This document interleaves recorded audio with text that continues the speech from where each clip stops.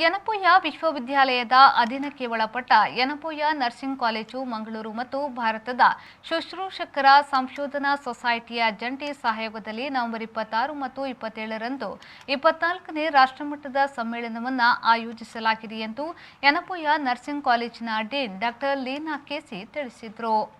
ಅವರು ಮಂಗಳೂರಿನ ಪ್ರೆಸ್ ಕ್ಲಬ್ನಲ್ಲಿ ಸುದ್ದಿಗೋಷ್ಠಿ ನಡೆಸಿ ಮಾತನಾಡಿದರು. ಸಂಶೋಧನಾ ಬರಹಗಳ ಮೂಲಕ ನರ್ಸಿಂಗ್ ಪಾಂಡಿತ್ಯವನ್ನು ಬಲಪಡಿಸುವುದು ಎಂಬ ವಿಷಯದಲ್ಲಿ ಸಮ್ಮೇಳನವನ್ನು ಆಯೋಜಿಸಲಾಗಿದೆ.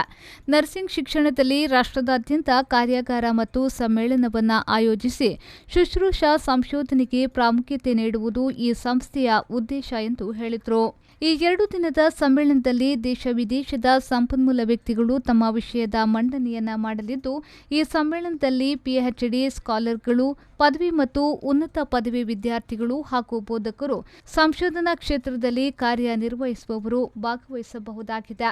ಈ ಸಮ್ಮೇಳನದ ಉದ್ಘಾಟನೆಯನ್ನ ವಿಜ್ಞಾನಿ ಡಾಕ್ಟರ್ ಬೋಂತಾ ವಿ ಬಾಬು ಅವರು ನೆರವೇರಿಸಲಿದ್ದಾರೆ. ಕಾರ್ಯಕ್ರಮವು ಆನ್ಲೈನ್ ಮುಖಾಂತರ ನಡೆಯಲಿದೆ ಎಂದು ಹೇಳಿದರು.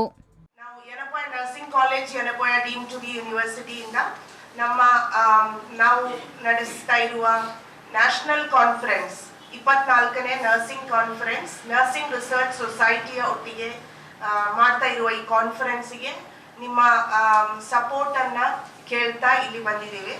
ಈ conference theme strengthening nursing scholarship through publication ಅಂತ ಆಗಿದೆ.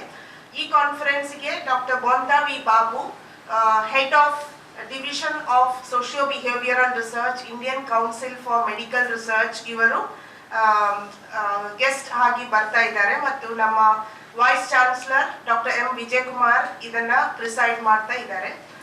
ಸುಮಾರು 300 ಡೆಲಿಗೇಟ್ಸ್ ನಮ್ಮ ಪ್ರತಿನಿಧಿಗಳು, ಬೇರೆ ಬೇರೆ ಕಡೆ ದೇಶದಾದ್ಯಂತ ಇರುವ ಪ್ರತಿನಿಧಿಗಳು ಈ ಕಾನ್ಫರೆನ್ಸ್ ಅನ್ನ ಅಟೆಂಡ್ ಮಾಡ್ತಾ ಇದ್ದಾರೆ ಮತ್ತು ಸುಮಾರು 150 ಸೈಂಟಿಫಿಕ್ ಪೇಪರ್ ಮತ್ತೆ ಪೋಸ್ಟರ್ ಅನ್ನ ಈ ಕಾನ್ಫರೆನ್ಸ್ ಅಲ್ಲಿ ಪ್ರೆಸೆಂಟ್ ಮಾಡಲಾಗ್ತಾ ಇದೆ. ಈ ಸಂದರ್ಭ ಸುದ್ದಿಗೋಷ್ಠಿಯಲ್ಲಿ ಕಾರ್ಯಕ್ರಮದ ಸಂಯೋಜಕರಾದ ಡಾಕ್ಟರ್ ಪ್ರಿಯಾ ರೇಷ್ಮಾ ಅರನ್ನ ಮತ್ತಿತರರು ಉಪಸ್ಥಿತರಿದ್ದರು. ಶರಸಾಲ್ಯನ್, ವಿ4 ನ್ಯೂಸ್, ಮಂಗಳೂರು.